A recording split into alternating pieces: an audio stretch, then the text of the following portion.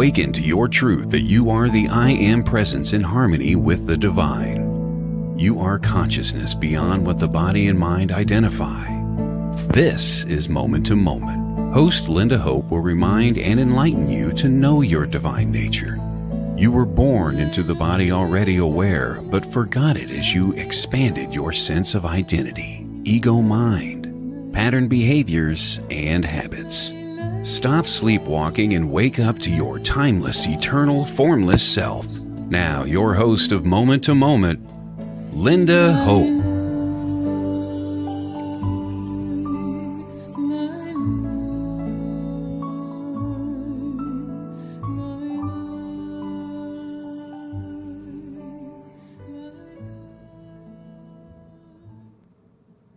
Good evening and namaste to everyone here present in this moment. Thank you for joining me on Moment to Moment. We're here every Tuesday on WLTK-DB, and we're so excited to have a special guest tonight, Russell Bishop, and I'll be announcing him very shortly. Incredible. Wait till you hear what his wisdom and his presence has to offer all of us in this moment. And as we know, this now moment is all there is. All there is now. And so we can feel into our bodies and just allow ourselves to fully be present as presence.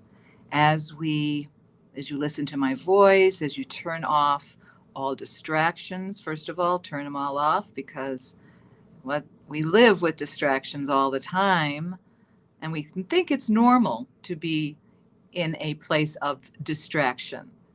But I think that hopefully you'll listen to my words and you'll decide for yourself that it's not such a great idea, that this present moment is so rich and so alive and so you, because that's who you are.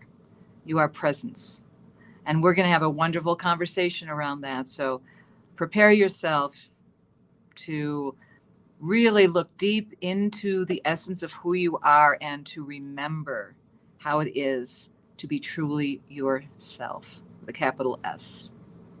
So I'm not going to hesitate any longer. I'm going to tell you all about my guest, Russell Bishop, who was an early pioneer in large group personal growth programs and the creator of Insight seminars. With 50 plus years consulting, speaking, and coaching experience, he has become an internationally recognized expert in personal and organization transformation. His purpose-inspired work has helped thousands of individuals around the world create balance and success in their personal and professional lives by aligning with their true selves. Over 2 million people have been through programs designed by Russell. His current work focuses on transformational change by leading a soul-centered life, a method of listening to your inner voice and proactively consulting with your true self for counsel about decisions in front of you. Following the deeper inner guidance from your true self can mean the difference between a good life and a great life. Russell's new book, From Self-Talk to Soul Talk, Becoming More of Who You Truly Are, provides a wealth of tips, meditations, affirmations, and exercises guiding you on an uplifting journey of self-discovery and self-awareness. Russell began studying with his spiritual teacher, John Rogers, in 1973 and became an ordained minister in the movement of spiritual inner awareness in 1977.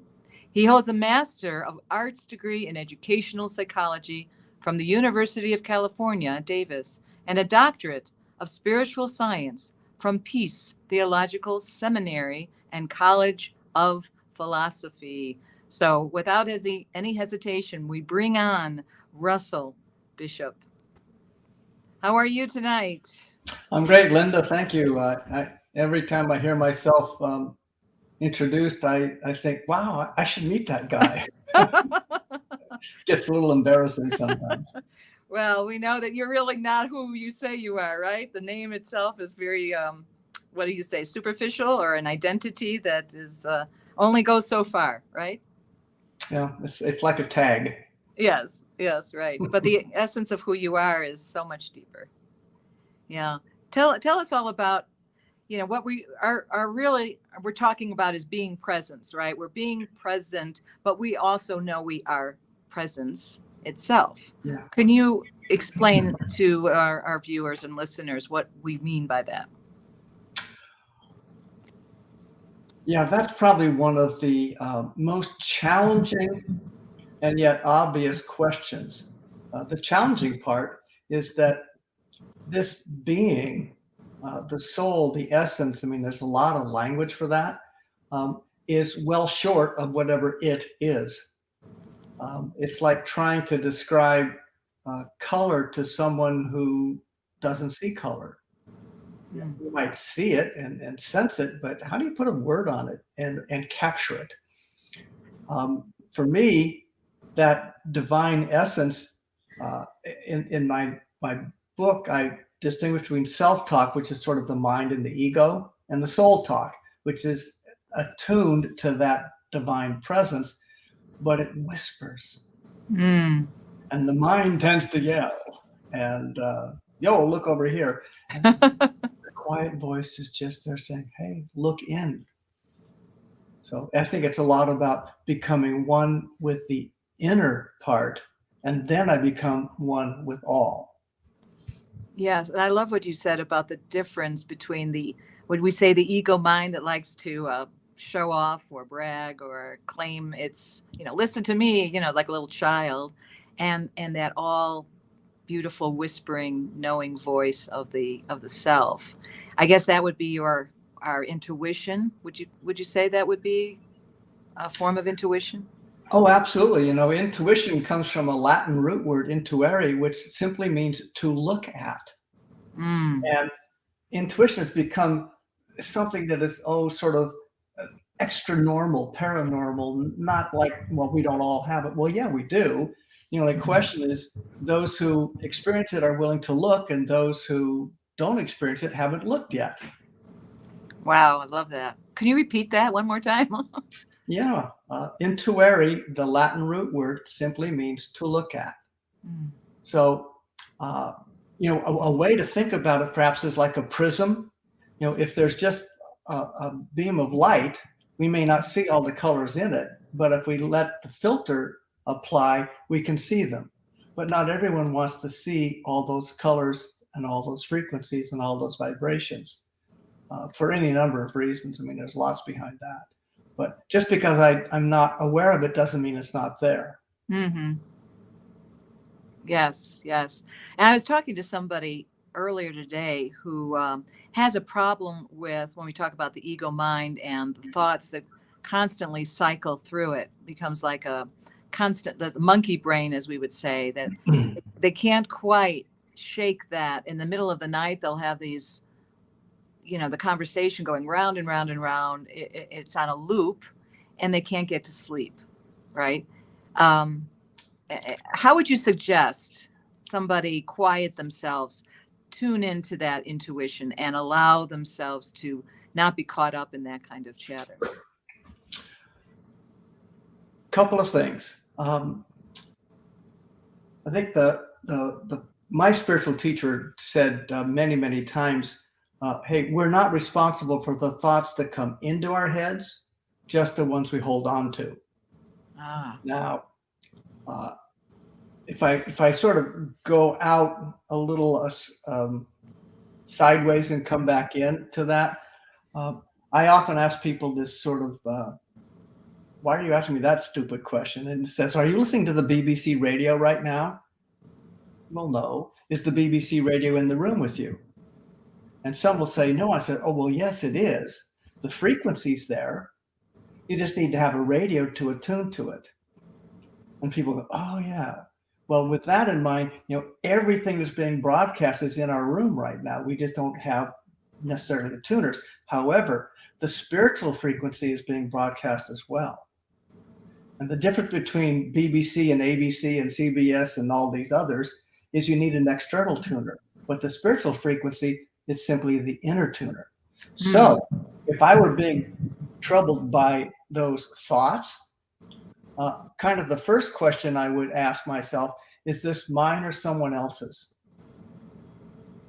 Okay. Now, what's that mean? Well, maybe, I want to say a year and a half ago, some neuroscientist, I think probably up in the Boston area, discovered or invented some kind of device that can measure thought without being touching to the body.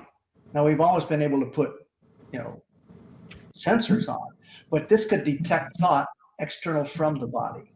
Now, people have always said thoughts are frequencies. Well, now we're starting to find some of the evidence behind that. We yet don't know what the person was thinking, but that they are, and the thought changes, that can be detected. So that's why I say, is this mine or someone else's? Okay. So one of the things we see in the sociological world right now is people get whipped into frenzies about one thing or another, but each of us receives someone's thought, and then we amplify it ourselves. And so we are both the receiver and the sender. So we get caught in these loops, and the loops just build. And all it is a frequency being repeated. So, Interesting. And would you also say that when you say as somebody else's, are you saying in a way that you're part of the collective consciousness at that moment? Otherwise, you would be maybe repeating a pattern behavior or conversation that you continue to repeat over and over and over again? I like to use a metaphor of a piano to help this. All pianos by convention now are tuned to the middle A at 440 hertz. So you go to a classic concert and they tune to the A440. If you have a room full of pianos, and this is just physics for those that might be scratching their head right now, it's just physics. If you hit that middle A440 of any piano, all the other pianos in the room with the A440, that string will vibrate because they're on the same frequency. Now, just extend that into the notion of thought. As we produce a thought, it's a frequency, and others who are attuned to that frequency will sense it. Depending on how sensitive they are, they may notice, or in the case of being troubled with a thought going to sleep, it just comes in and now we think it's our own. And so if I go inward and I go past the mind and the ego into the deeper self and says, is this mine or someone else's? And if it's mine, I'm picking it up because, am I supposed to learn something from this? Or am I simply supposed to go, oh, thank you, God bless you, and let it go? That's a way of thinking about it. Right. Well, in the middle of the night, you may not want to be saying to yourself, do I have to learn something from this? And then you're going to be really staying up a little longer.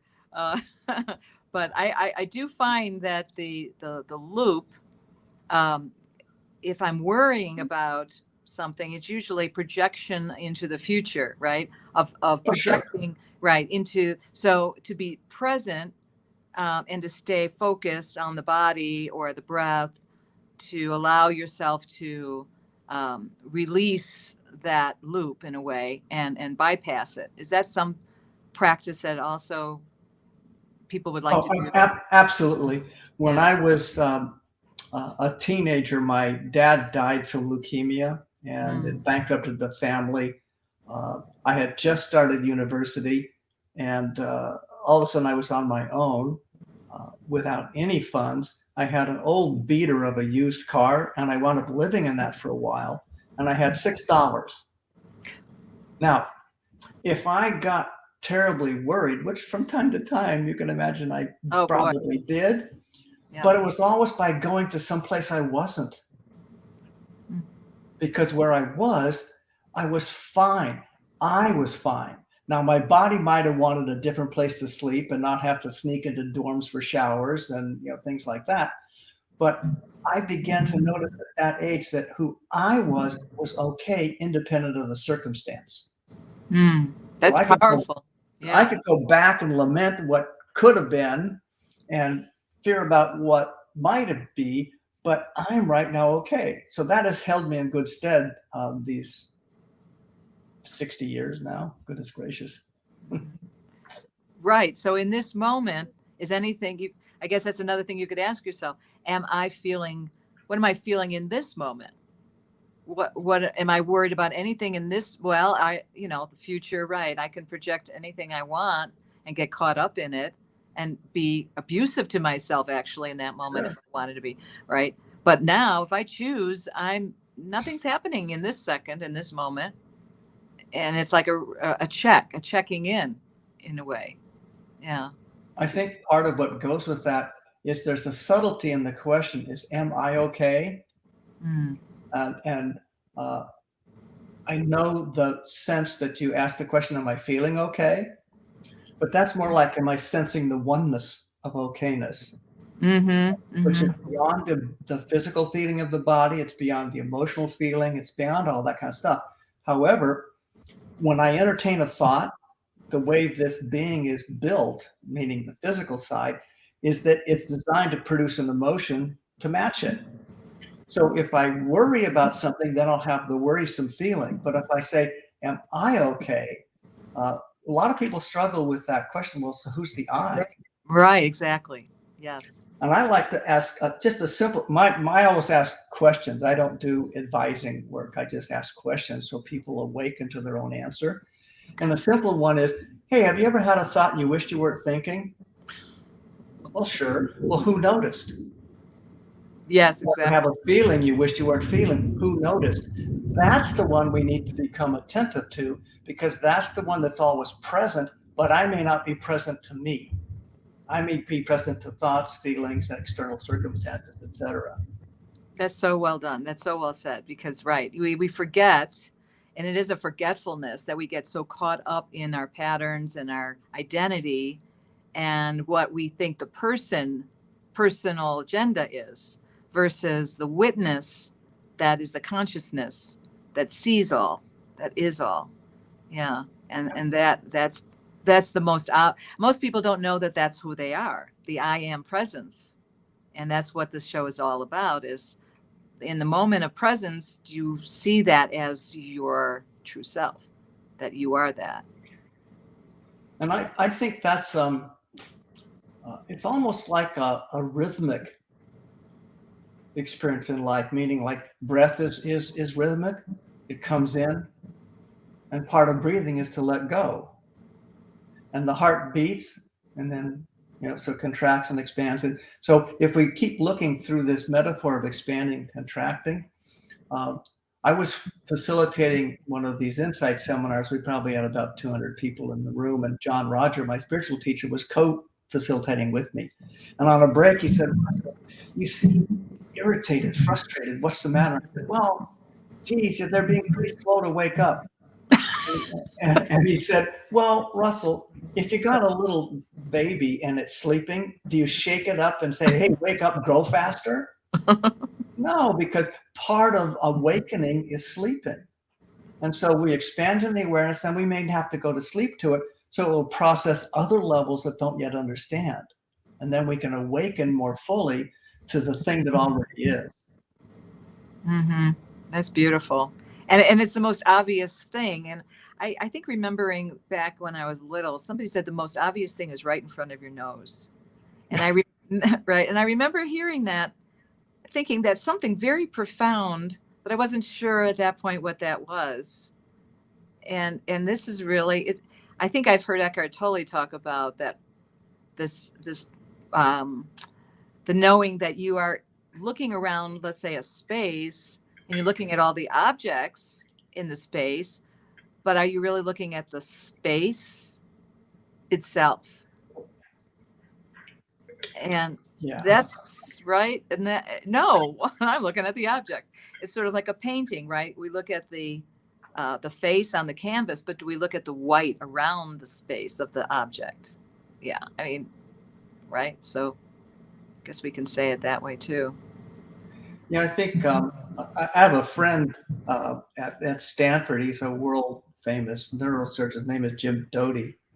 And Jim's done a lot of work with it. Is very close with the Dalai Lama. And we examine that question frequently.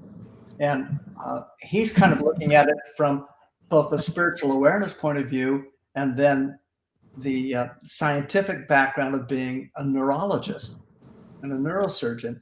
And he has a lovely metaphor. He says there's a part of the brain, which I write about a little bit too, but he knows about it. I just write about it, that filters what we see, filters what we hear. And it's required to filter, because if it didn't, everything that happens would just be this all the time. Huh. So if I ask a person, hey, what's the dominant color in your room? Most people have to look around. Well, why? You've been sitting in that room forever. Well, I wasn't noticing color. Well, why not? Because it wasn't important. So if I say, hey, look at red, you may look right past the beige or the white or the whatever, and you find the red, because the brain will move that fast in how it focuses. And he likes to say, it's like night vision goggles. And you have night vision, which you program by how you tell yourself what you want to notice. So if I said, I want to notice my intuition, I want to notice my divinity, I want to notice my connection to the one, then that night vision goggle goes, oh, there it is. And it's always right in front of your nose.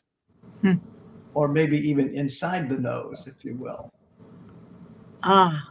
So is that intentional? Are we saying that intent or focus or attention? I think attention, right? We're very strong in where we put our attention, and sometimes we don't put it where we really should put it. Well, yeah, I think that's very much a part of it. And if one of the things I do when I work with people is I ask them a question about, well, what do you want more of in your life? And if you had it, what do you hope will be true? And if we keep going through that and it goes in layers, what people are after are qualitative experiences, which in the simplest of forms are they want to have more love in their life, they want more peace in their life, or they want to be secure. But job, money, house, car don't produce that.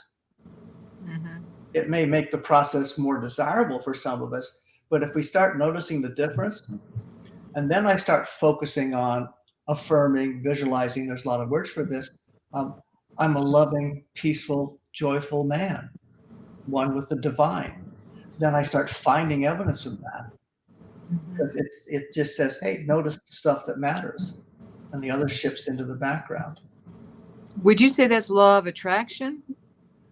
Well, yeah, that's kind of an interesting thing. I think law of attraction is, I want to be gentle with this, clever marketing around something that always has been. And so when we call it the secret, right? Oh God, how do I get to the secret? Well, no, the secret's within. Yeah. And if we help a person, we can help them look back. I used to do age regressions under hypnosis, and we could help people find when they started to put thoughts into their mind that then produced the experience that they had. But until they noticed they were the one with the originating thought, it just looks like, well, it was an accident, or they were a victim, or they got lucky, depending on what they called it. But the thing we focus on, we tend to produce. And, when you said the thing about the nose, anybody who's ever ridden a horse knows that if you turn your head some way, the horse notices and goes that way. If we're driving a car and we look over there, the car starts going that way. We go where we focus. Yes. So that's right. Being mindful of the focus we most would prefer to have, I think, is really critical. Yeah. And where would you see synchronicity in this? Because I'll give you an example. I was with some friends. I have a purse that has a piano on it. I carry it around with me. It has a design of a piano. And this woman said, "Oh, do you play piano?" I said, "No, I'm a singer." She goes, "Really? I'm looking for voice lessons. Can you be my voice coach?" I said, "Yeah, sure. That'll be fine." Right. That was Sunday. I boarded a plane on Monday. For some reason, I decided to get up and stretch my legs. I don't know when I decided, but I decided. I got up, moved towards the back. I had my purse with me. There's a woman. "Oh, I love your purse. It has do you play piano?" I said, "No, I'm a singer." She goes, "I'm a singing coach." And I'm a pianist. So 2 days in a row, singing coach, right? So there you go. It's in my vibration. It was so there, and the synchronicity was there, and this person was, I mean, it was just so, it's those kinds of moments that shouldn't be a surprise, but they always are a surprise. Yeah. I think that's one of the more, I was going to say overlooked.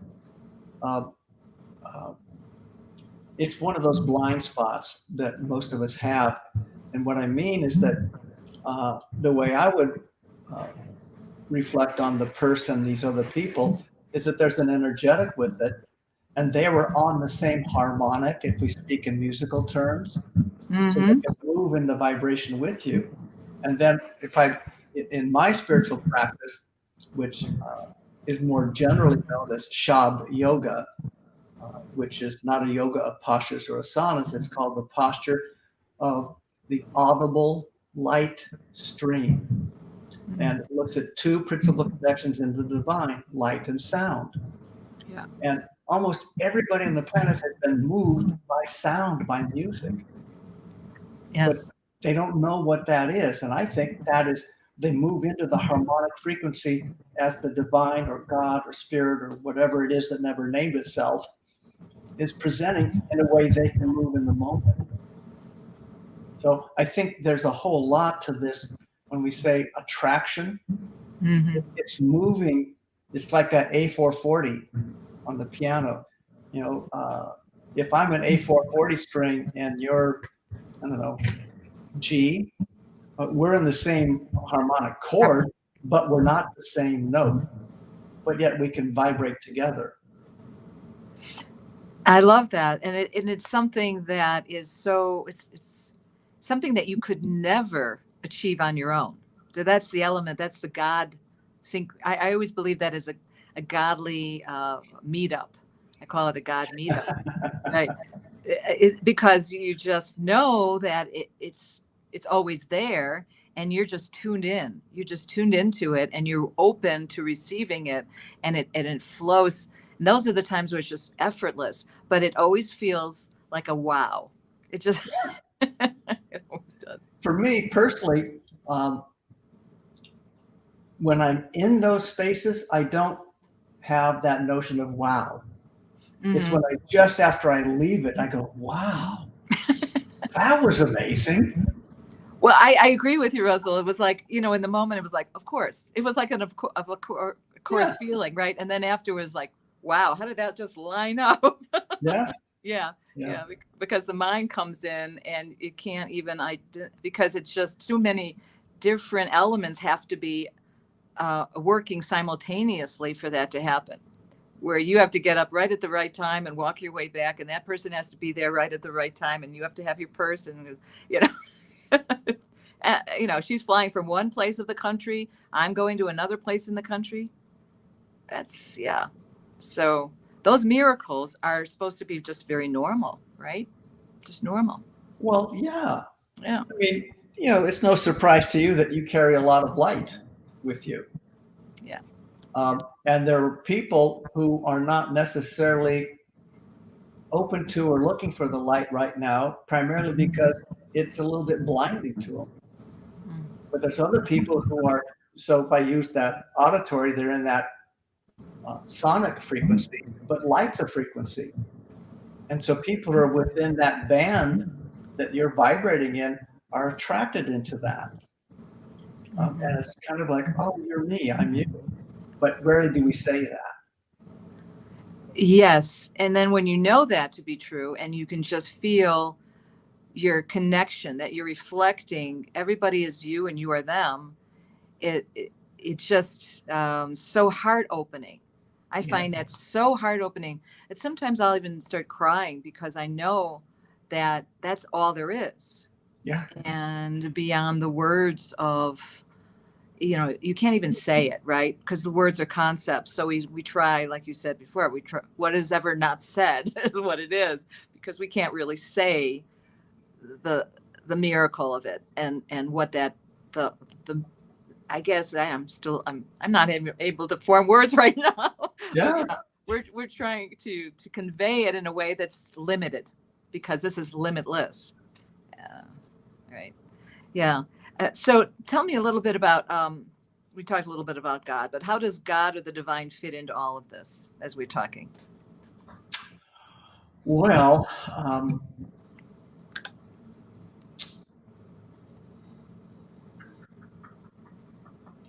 I guess the first place I go with that is, I think I kind of threw this a little line in there a moment ago.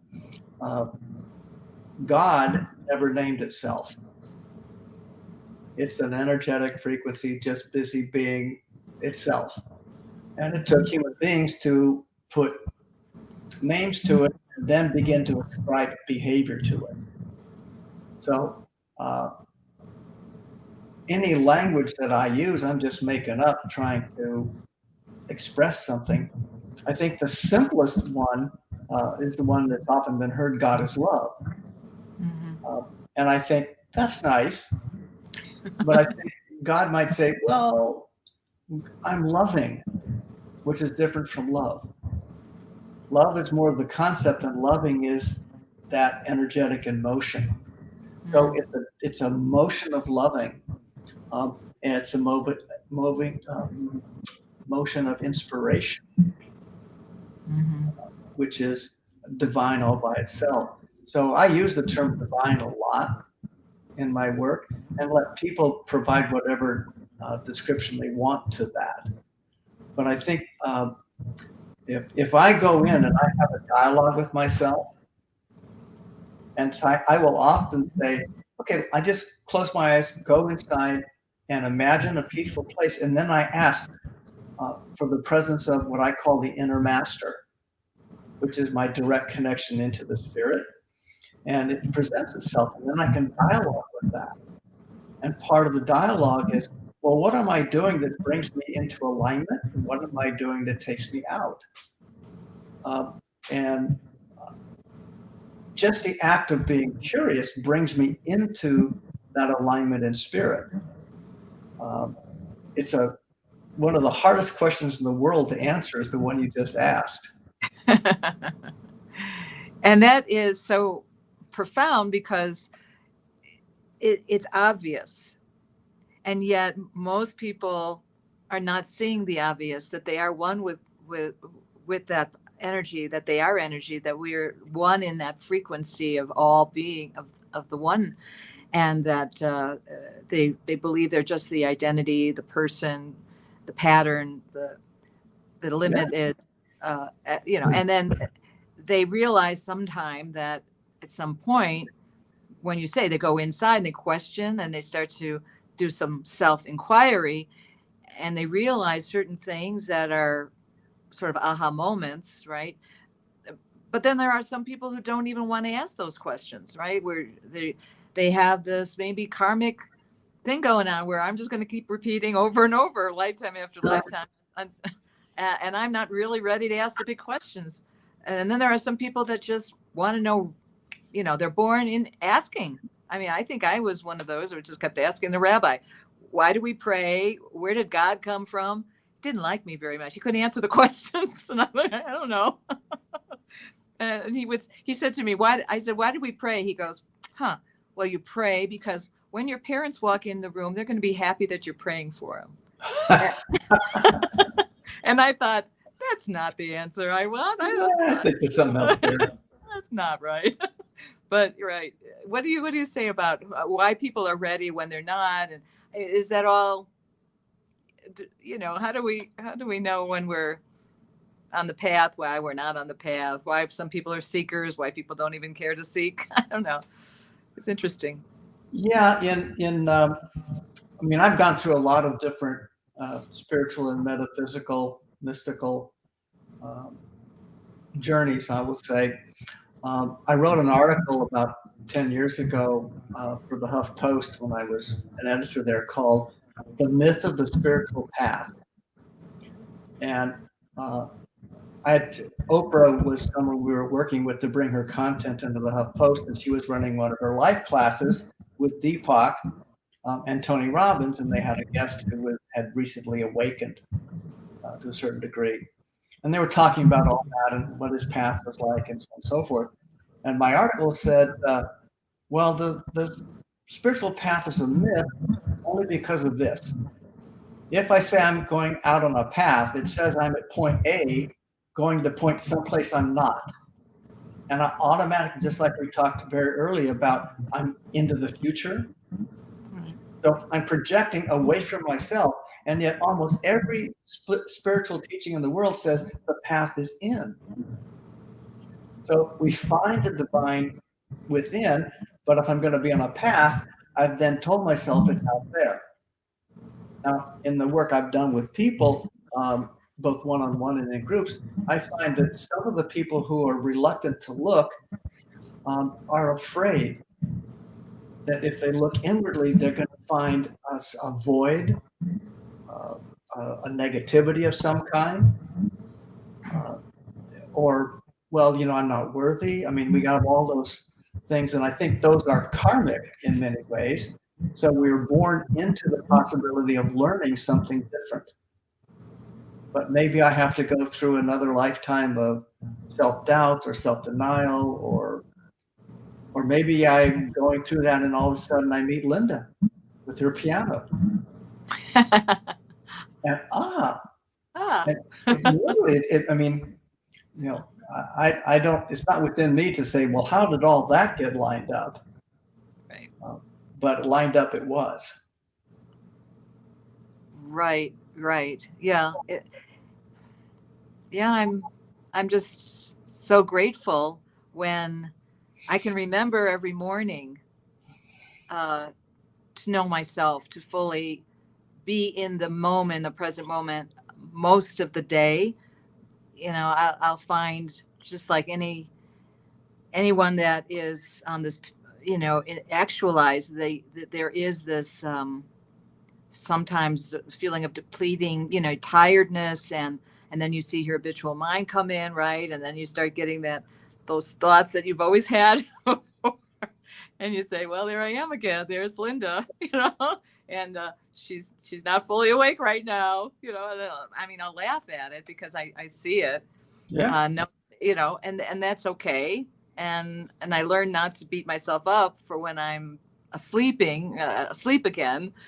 But it does seem, though, that there is that morning desire to wake up out of the dream, that can suck you into that form, and then all of a sudden you're a form, and you're waking up feeling, oh, I have to face the day, and now what do I have to do? And then you go, wait a second, hold on, let's wake up, and then start again. Do you have any suggestions for those people also in that moment of understanding their truth, what they can do? Well, something my wife and I do is every night before we go to sleep, we literally lie in bed, and the first thing we do is a forgiveness process. And we ask, so is anything I did today that caused me to feel badly about myself? And that's usually judging somebody else, something. And so the forgiveness is not about, I forgive Lynda for, it's I forgive myself judging Lynda. Because the act of judging, see, if all of this came from God, the divine, whatever, then you did too. And if I judge you, then without thinking, I've judged the divine in you. Well, if you and I are one, I just judged the divine, that's the divine in me. I just separated myself from something I can't be separate from, but I can forget that I'm one with. So the forgiveness is the first part about coming back into oneness, into alignment. The next thing we do is gratitude. So what are we grateful for that we experienced during the day, whatever. So we forgive anything that we might be holding against ourselves, and remind ourselves of the gratitude and go to sleep on the gratitude. And then wake up in the morning, and the first thing we do there is we share any dreams we might have had. And then we ask each other, who are you? And the way we started, I say, I am Russell the Christ. And my intention today is, and then whatever that might be. So to me, Christ is a consciousness that's referred to in the Old Testament and the New Testament. It's a different thing than what some people think it might be, but it's a consciousness of awareness of loving. So that's quite helpful. And then if I find during the day that I have slipped, which I would say happens from time to time, it's a good time to go, oh, I forgive myself for judging myself as having slipped. But if I hold that against myself, I stay further and further away from the awareness of that one-ment. I love that. I love that. I have a question though. If you have a partner that's not awake, I still see the gratitude and the forgiveness and the gratitude to still work beautifully. Oh, absolutely. Yeah, because it's so grounding. And but then if you have a partner that does not understand the I am presence but appreciates you for you, anytime that you can share that is beautiful. And that also, again, it informs you and reminds you to look at it again and to say, okay, yes, I am that. And I love my partner, even though he's not awake or she's not awake, because it helps to affirm that I am okay with everything, that I am okay being in the presence with a person who's maybe unconscious, but loving, knowing that they are always conscious, that they're always one with me anyway, in the divine. So I have a couple of metaphors that I'd like to work with on this. That one is about, let's imagine that everybody in the planet were in a building, and 10 stories, 1,000 stories, whatever. It's a multi-level building. And if someone's on the third floor, and these buildings are floor to ceiling glass on all sides. So everyone in the building is looking out into the same universe. They may have a slightly different view, but they're looking at it from a perspective. They're in the consciousness, but they may not be fully awake to all of the consciousness. So the hard thing for me, especially back when John Roger was saying, so wait a minute, you're judging them for not being awake? What he might have said is, so you're judging them from being on the third floor from your exalted position on the fifth floor? I love Did you that. not know there's other floors? Yes. So for me, the building metaphor is nice because we're all in it, and the light is shining on all of them. But it does tend to suggest hierarchy. And the symbol I've been working with more recently is if you had a big sheet of paper and says that's all of consciousness in the universe, and draw a circle in the middle of it, goes, that's the part I'm currently awake to. And now what happens in a little bit, I may awaken to more of it. But it's like a hologram, because it's all part of the all. I'm just not aware of all of the all yet. I kind of expand and contract in that awareness of it. But knowing that as soon as I think I got to the edge of it, I go, oh, the paper's bigger than I thought it was, because there's more out there. So it's a process of awakening as opposed to being awake.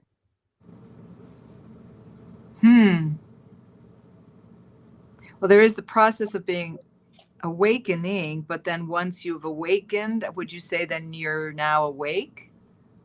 Well, I'm awake to the level I'm on. Okay. And I'm awakening to the level that comes next. And so is there anything greater than knowing you are all one in this consciousness that you are? Is there another level? Well, I suspect that, again, it challenges the mind to be able to find that. But I would say beyond all that is being the one. And in the process of being, there's no language to it. Right. Yeah. I was experiencing something that was interesting because my consciousness was seeing it unfold. And at times, as I remember people I would listen to like Eckhart Tolle or Muji talking about this, that there could be different levels of intensity around it, where I mentioned that sometimes my heart's so open I start to cry in that feeling, or I could just see myself in slow motion moving through in a very present, a moment to moment experience where I'm just seeing everything and feeling so connected in the now that, it's like, wow. But then again, I could also look at it and witness myself and not feel that extreme. So, right, you're all consciousness anyway. So the consciousness is seeing all that play out and not attaching to any of it.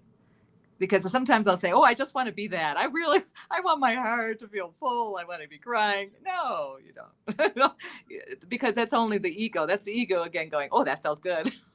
And then you attach yourself to it and you expect now you're going down the rabbit hole because now you're expecting yourself to recreate that experience of euphoria or bliss, and think of that as, that's awakened.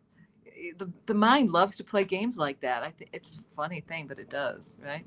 Well, we tend to like something that is finite, that we can touch, handle, and control.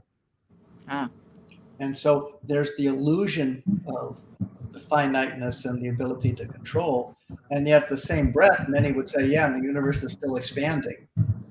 So if the universe is still expanding, consciousness is still expanding. So I'm going to be so arrogant as to say, check with me. I got it. I'm there. Whatever there is. Right. Whatever there is or now is. I don't know what that is. But right. It's so much fun. And it's so much fun talking with you, Russell. I just hope that people can really hear your words and feel into them, to the essence of who they are, and to know that we're just talking in the one. That's all. We're just reflecting you, and these words are either resonating or they're not, and that's okay. Yeah. Everything's okay. Yeah. So there's a metaphor I like to use with large groups and with individuals too, but it's almost everybody is familiar with the notion of that ring's true. It has the ring of truth.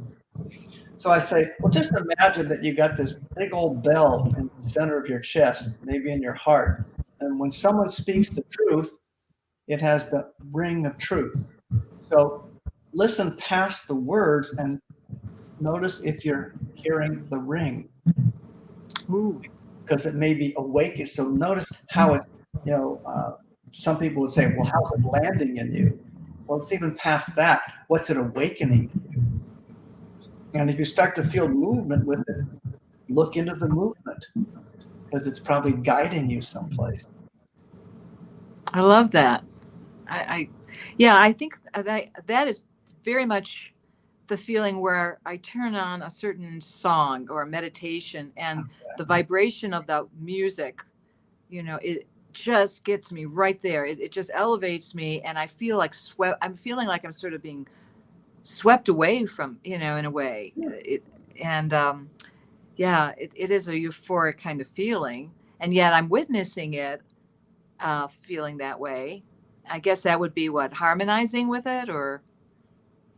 Yeah, there's all of that, and I think there are those profound moments when we go, I am that. Mm-hmm. But we don't say that when we're in it. We just are. That's true, because otherwise it's the thought, it's the thinking comes in, and then all of a sudden you're out of it. That's right. Where did I go? I'm in my head again. Oh, gee. Yeah. Yeah. My teacher used to say, if you're ever feeling abandoned by God, guess who moved? I love that. And we would often say in this kind of work, peace is present. The only question is, am I present with the peace? Ooh. And so I will ask people, have you ever had the experience of being at peace? And most people can remember, at least vaguely.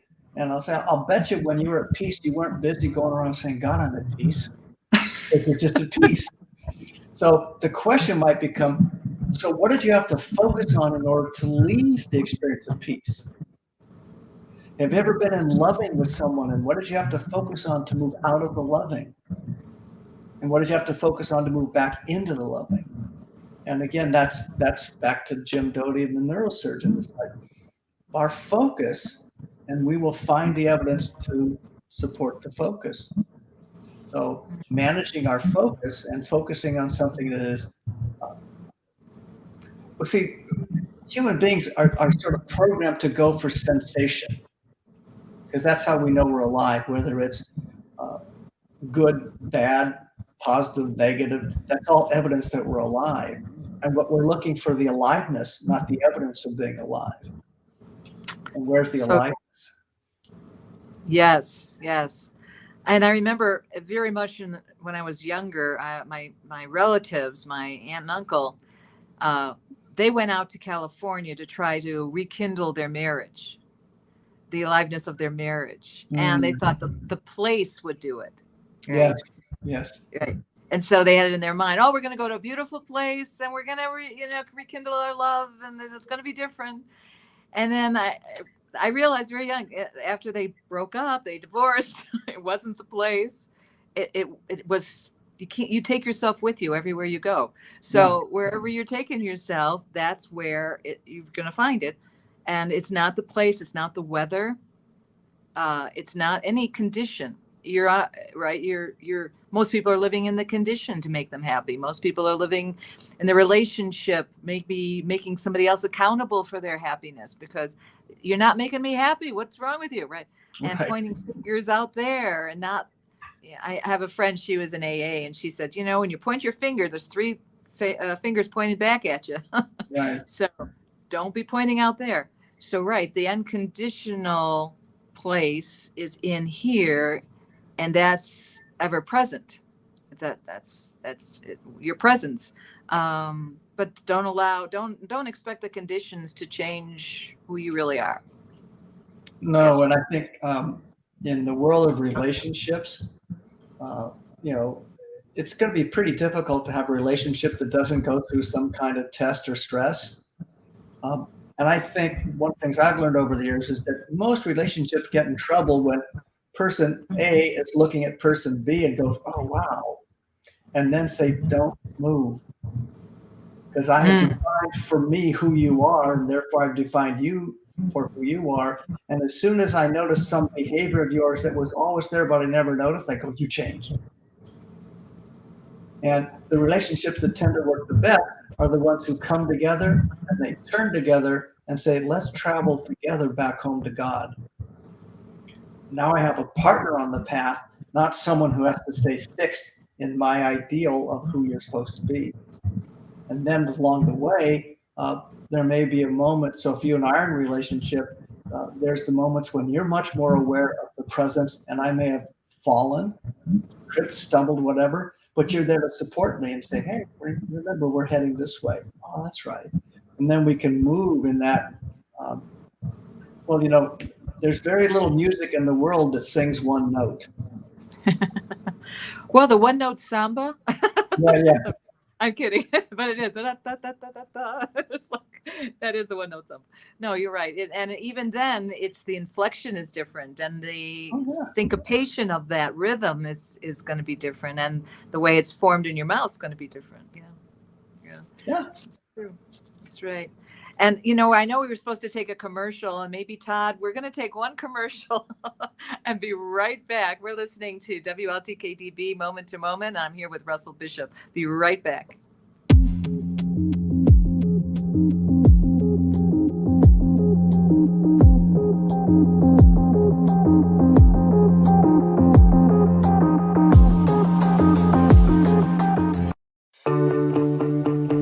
Looking for a holistic solution? Look no further than LimestreetWellness.com. Lime Street Wellness is a full-service Reiki therapy center offering in-person and distant Reiki sessions. Additionally, Lime Street Wellness is committed to helping clients co-create healthier outcomes with hypnosis, QHHT, and intuitive advice. Lime Street Wellness is committed to helping all that are seeking to co-create better health, peace of mind, and greater freedom.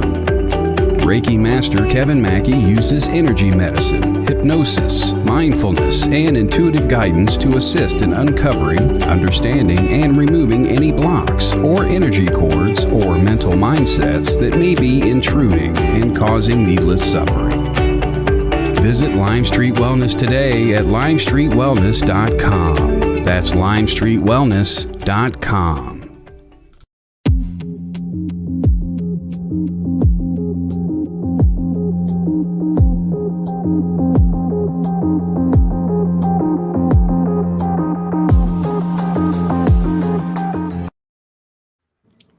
So welcome back. Oh boy, I'm so excited to have you on the show. I hope you can come back at some future time. I'd love to. I love Great. doing this kind of work with people. I love being with you. Oh, well, I love being with you. And I'd love our audience to know more about how they can get in touch with you. And so I know we have some beautiful banners that Todd put together for us, where they can reach you on your website, on your email, and your phone number. Really, people, you need to talk to Russell, really. He's got so many years of experience, and he's such an amazing person and mensch, as we say. You're such a mensch. And just an open heart, big heart, and just ready to listen, really listen to you and validate you and know you and your truth, right? And so, yeah, we have Russell at russellbishop.com. And you're at russellbishop.com as your email or your website as well, right? Yep. Yep. And by the way, if people go to the website, there's a little place where you can sign up, and I do free sessions with people for counseling and coaching. I love doing that. So anybody. That's amazing. Thank you. Can we give you a phone number? Is that something we can let the audience know about? Sure. Okay. So they can reach you at 805-451-0507. So reach out. He's ready to hear you and listen. And how many people really pay attention and listen? Really a great gift. You really need to get that gift in your life. If you can really do active listening, paying close attention to somebody, there's a really beautiful way to honor that person, to validate them, and also to just be totally present. You're listening fully, right? Yeah. And then you're not even thinking about what you want to say, but then you'll talk if you have something to say. Yeah. And that person feels loved and held by you. Yeah. My teacher always said listening is one of the highest forms of caring. And there's a Buddhist poster I saw once that said, are you listening or simply preparing to speak? Yeah. Yes. Well, it's most of us. Mm-hmm. Sure. Yeah. Absolutely. And you become a better, not only a human being, or I guess we can absolutely say that, but also a parent. If you're a parent and you can fully listen to your children, wow, what a gift. Wow. That child feels so validated. And that's something that we could go on and on and on and talk about, right? Because how do we instill value within the child and love themselves unconditionally from a very early age, that they don't have to go through a lot of upheaval if they can just value themselves totally and love themselves completely. Yeah. Well, there's something for the parents on the call. If your kids are still young enough that you tuck them into bed at night, there's a lovely little thing that's similar to what I shared earlier. You could ask the kid, did you do anything today that caused you to feel bad about yourself? And if so, well, just forgive yourself. Not correct them, change them, train them. Just forgive yourself, love yourself. Did you do anything today that made you really, really good about yourself? Yeah. Well, based on today, how do you want tomorrow to go? And let them go to sleep on that. So they forgave judgments. They appreciated something that was expansive. It could be anything. And just ask them to imagine tomorrow going in that better way. We're not using better, just based on today. How do you want tomorrow to go? and they start to self-educate into a more loving and eventually a more aware being. And we can do that for ourselves too. Absolutely. And on that beautiful note, I'm sorry the time has gone so fast, but we'll have you back really soon. We're so thrilled that you were with us. Thank you. You're such a gift to the world and to my life. And thank you all for tuning in and valuing and loving yourself and being of service and being the change you want to see in the world. We'll see you next week on Moment to Moment. See you later. Bye. Thanks, Lynda. Thanks, everyone. The truth is here and now on WLTK-DB Talk Radio at WLTK-DB.com.